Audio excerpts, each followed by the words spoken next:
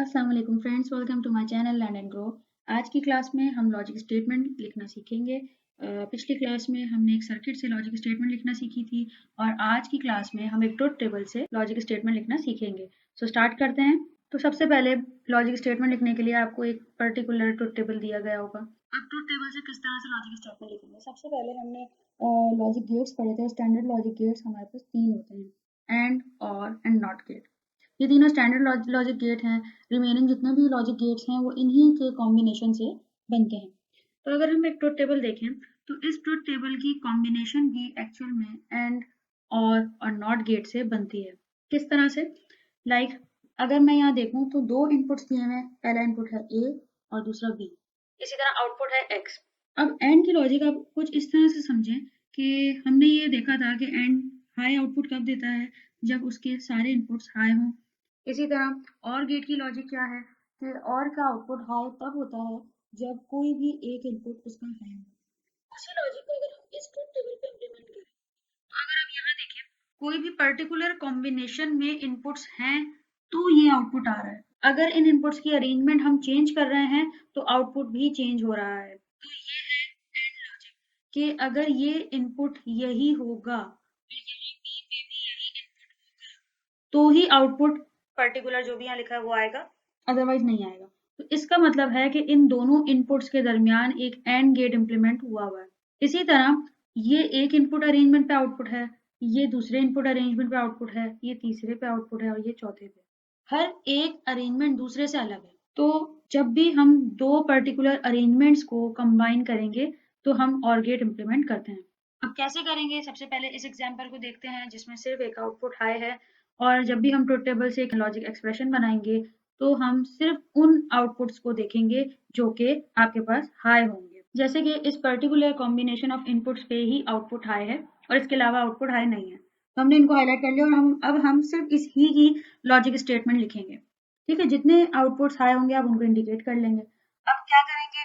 मैंने आपको बताया कि दोनों इनपुट्स के दरमियान में आपके पास एक एंड गेट होता है। तो इसकी लॉजिक एक्सप्रेशन कैसे लिखेंगे? क्योंकि पहला इनपुट ए है, ठीक है, और दूसरा इनपुट बी है। अब हम ये अज्यूम कर लेते हैं कि इनिशियली सारे इनपुट्स हाई हैं।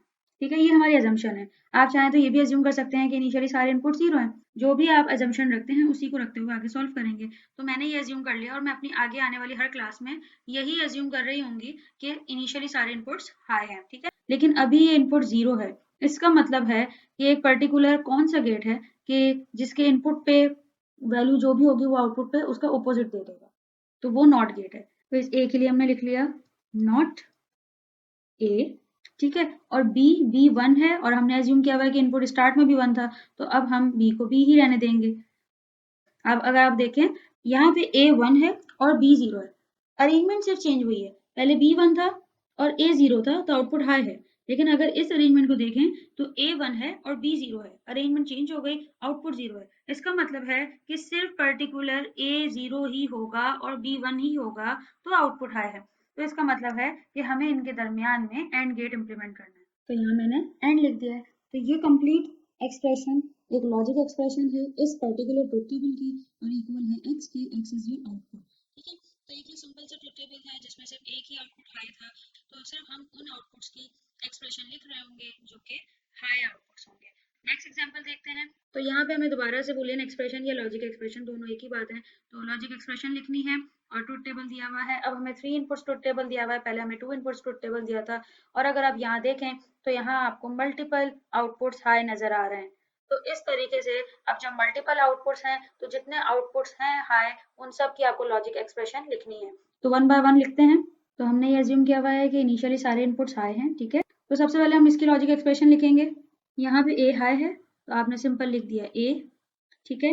बी हाई है तो आपने बी लिख दिया और सी 0 है और हमने अज्यूम किया हुआ है कि सी पहले हाई था, तो अगर अब 0 हो गया है तो हम यहाँ लिख देंगे नॉट सी, क्योंकि जरूर नॉट गेट अटैच हुआ है तो इसने सी की वैल्यू को 0 कर दिया है। अब इन तीनों की पर्टिकुलर इसी अरेंजमेंट पे हाई आउटपुट आ रहा है तो इन तीनों के दरमियान आप लिख देंगे एंड गेट। तो इस तरीके से ए एंड बी एंड मैंने ब्रैकेट बना दिए नॉट सी, ताकि एक और गेट आ रहा है तो हमने उसको विद इन ब्रैकेट इंक्लूड कर दिया। अब सेकंड एक्सप्रेशन लिखते हैं जहाँ पे हाई आउटपुट आ रहा है। अब यहाँ अगर आप देखें तो ए हाई है, बी और सी 0 है तो बी और सी के लिए हम not B and not C कर देंगे, A not B not C, centre में एंड गेट एंड। अब इसी तरह एक और आउटपुट हाई है और अब हम इसकी एक्सप्रेशन लिख लेंगे। यहाँ पे तीनों इनपुट्स 0 हैं और हमने एज्यूम किया भाई ये हाई थे, तो यहाँ पे हर एक गेट के साथ नॉट अटैच होगा और इन तीनों को हम एंड से कनेक्ट कर देंगे। तो लिख लेते हैं। तो यहाँ मैंने not A and not B and not C लिख दिया है। ठीक है, अब ये तीन आउटपुट्स ऐसे थे जो कि हाई हैं, ठीक है, और हमने इनके दरमियान में एंड गेट लिखा है क्योंकि यही अरेंजमेंट होगी तो हाई आउटपुट है। लेकिन अब हमें हर एक स्टेटमेंट को कंबाइन करना है कि इन पॉसिबल कॉम्बिनेशन ऑफ इनपुट्स पे हाई आउटपुट आ रहा है। तो अब आप हर एक स्टेटमेंट को और गेट से कनेक्ट कर देंगे। अब हमने और गेट ही क्यों चूज किया? हमने और गेट इसलिए चूज किया क्योंकि अगर ये कॉम्बिनेशन ऑफ इनपुट है तो हाई आउटपुट है, या मींस और ये कॉम्बिनेशन ऑफ इनपुट्स है तो हाई आउटपुट है, और या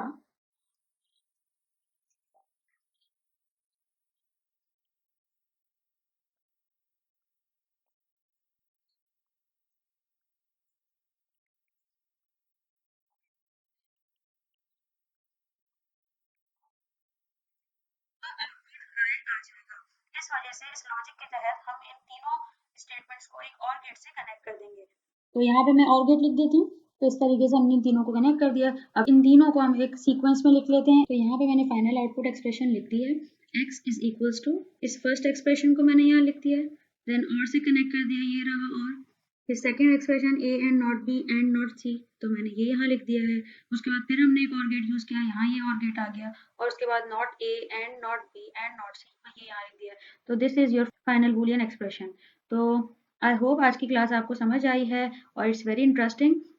Now in the next class we will learn that how we can produce a logic circuit using a logic statement. Inshallah next class में मिलते हैं. Do practice, and if you find any query just leave a comment below. Take care. Stay tuned to my channel. Must subscribe it. Allah Hafiz.